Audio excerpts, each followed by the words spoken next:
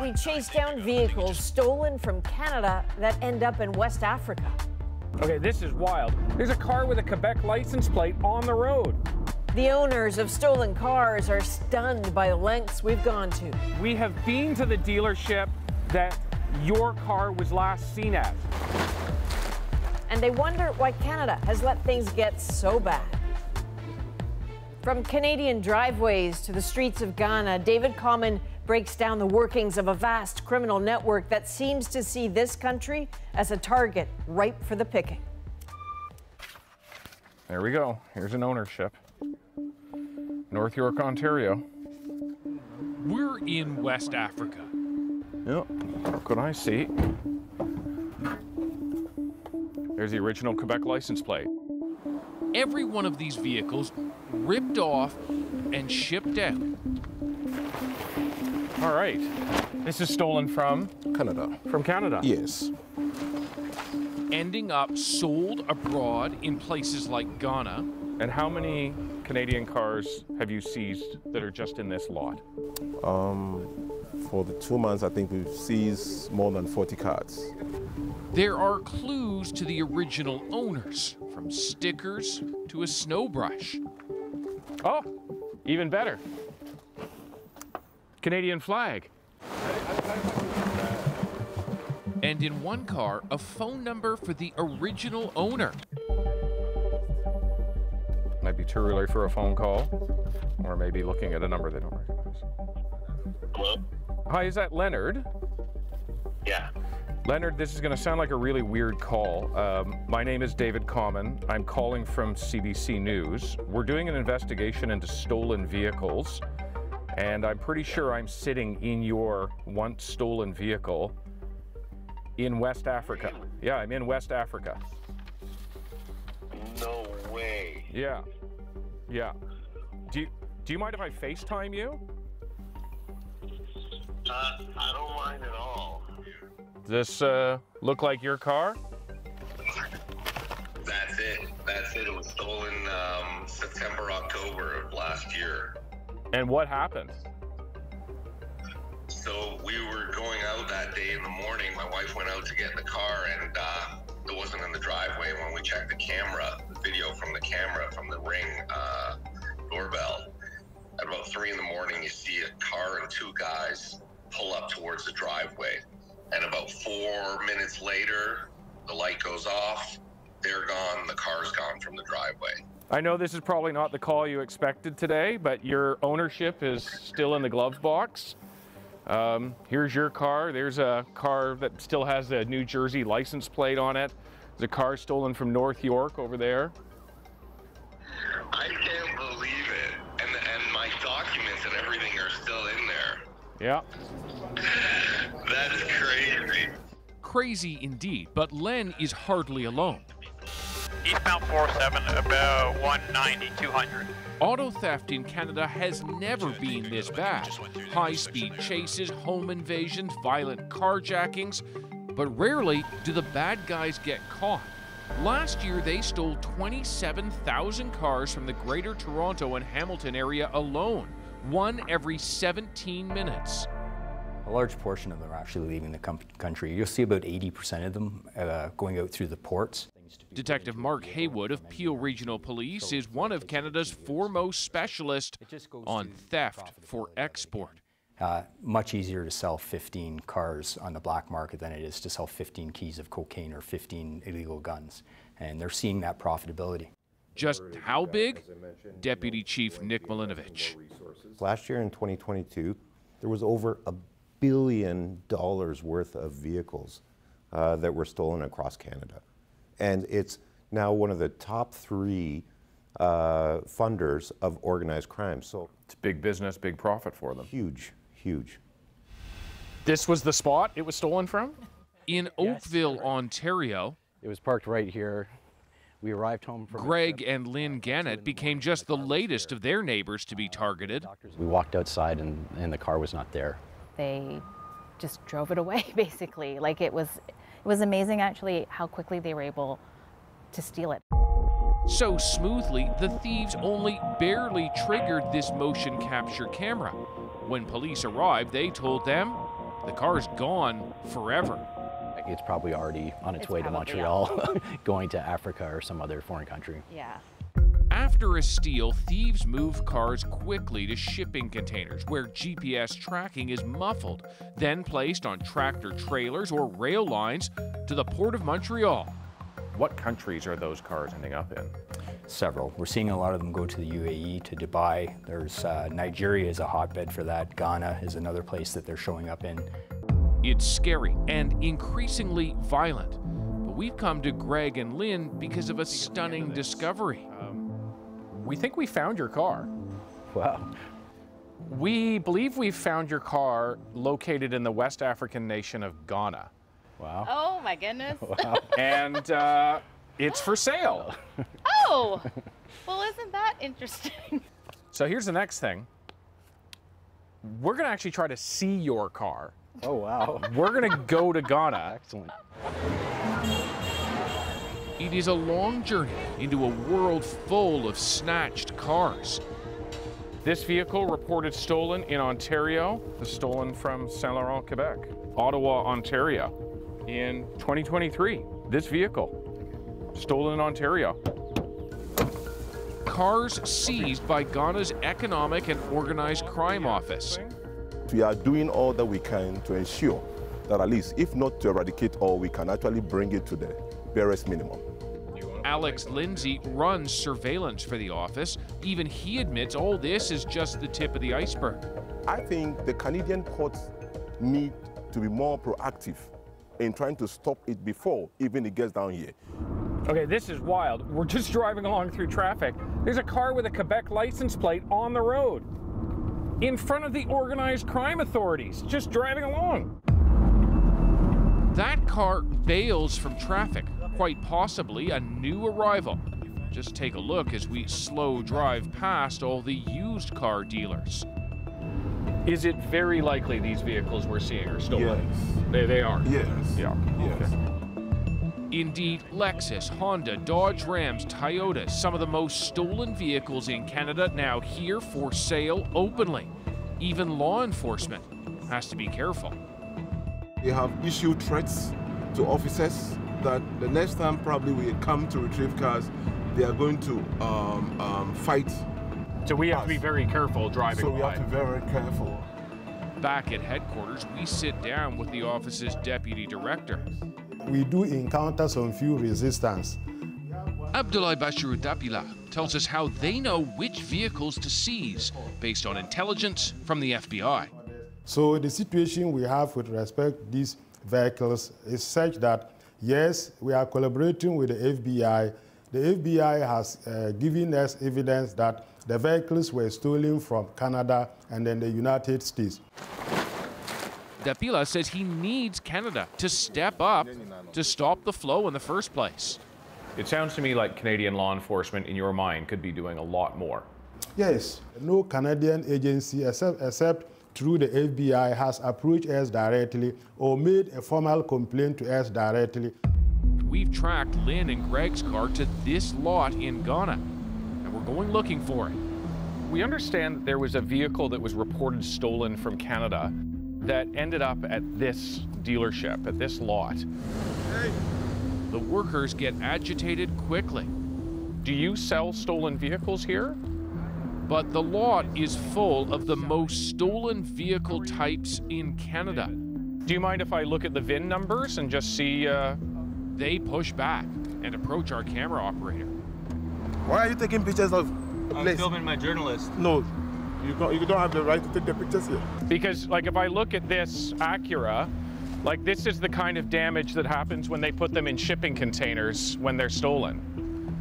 So do you mind if I look at the VIN? We've been warned this is risky, so we head out to call up Lynn and Greg. Kind of suspicious. Okay, we have been to the dealership that your car was last seen at. And guess what? It's not there anymore. It appears they may have sold it. It's incredible to us that you are where you are at the lot where you tracked us from the car across, you know, the world to Ghana. Next, we go inside the fight to stop cars from being stolen.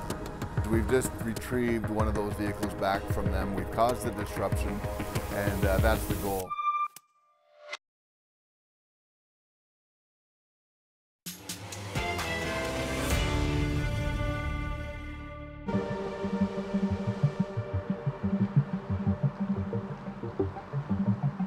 This ship has just come into port in Montreal, loaded with stolen cars being returned to Canada, intercepted by authorities in Malta halfway through their voyage. Our investigators, they will cut that shortly.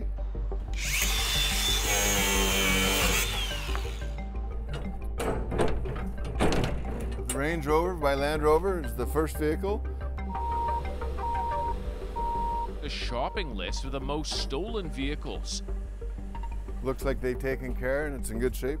Again, really push button start, SUV or pickup truck are really the targeted vehicles, and that's the theme that we're seeing here as well. Investigator Brian Gast works with the Equite Association. It works to reduce the massive claims member insurance companies now face from ballooning auto theft. The first thing that comes to my mind, the crisis that's happening in Ontario and Quebec, is we've just retrieved one of those vehicles back from them. We've caused the disruption, and that's the goal. Plus, there are clues here.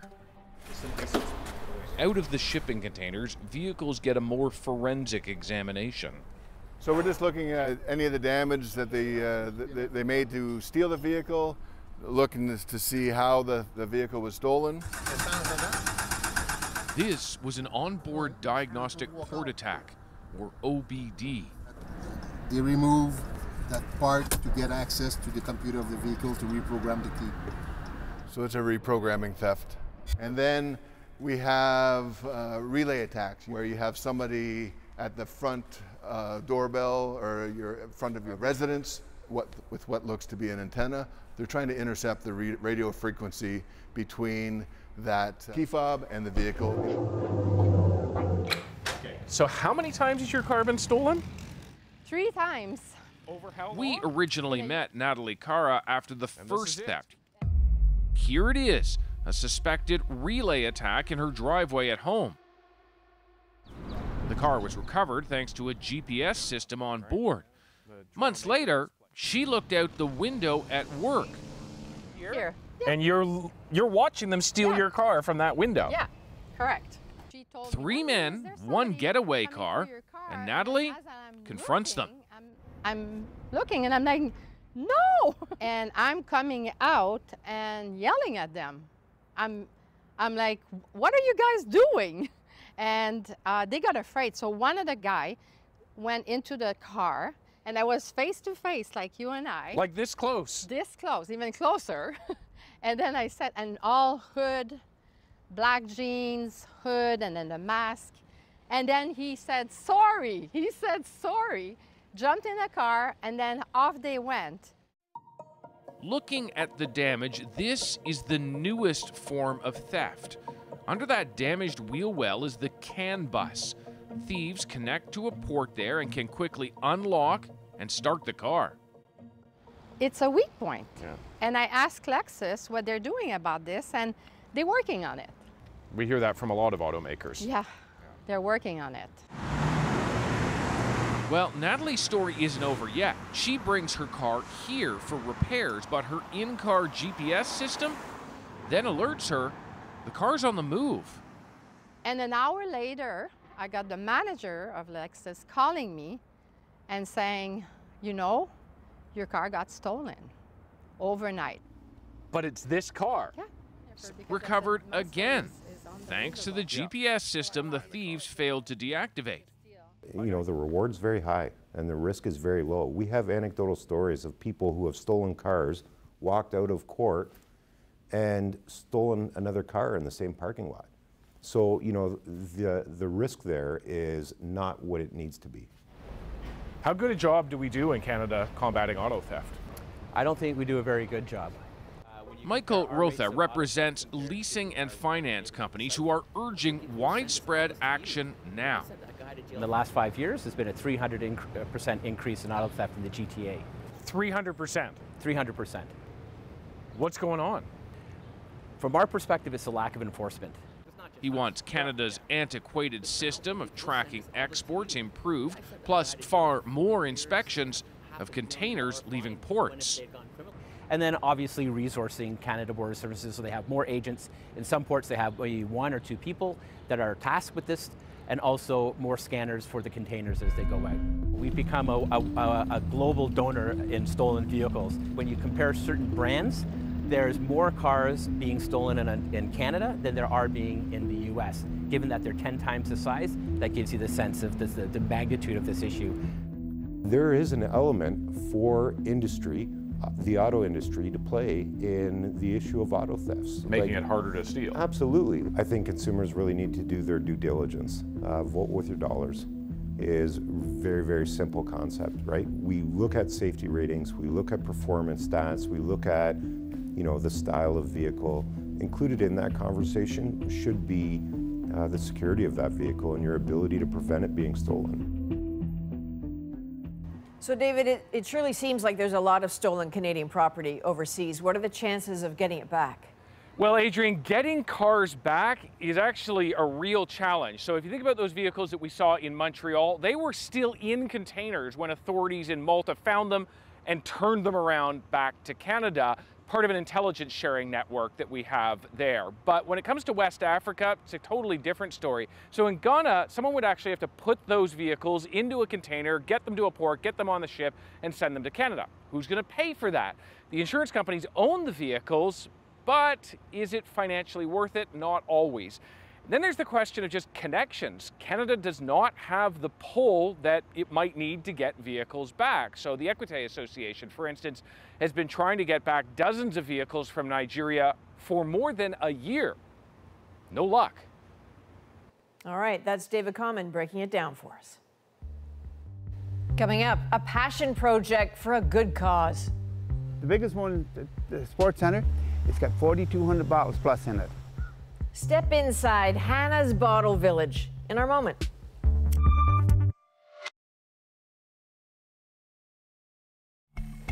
Well, this next story is a labor of love, more than 20 years in the making.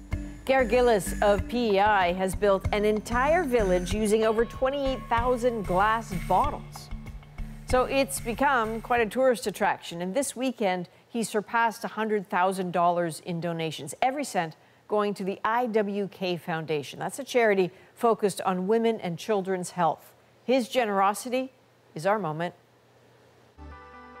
I'd never dreamt when I started first I'd ever get to $100,000.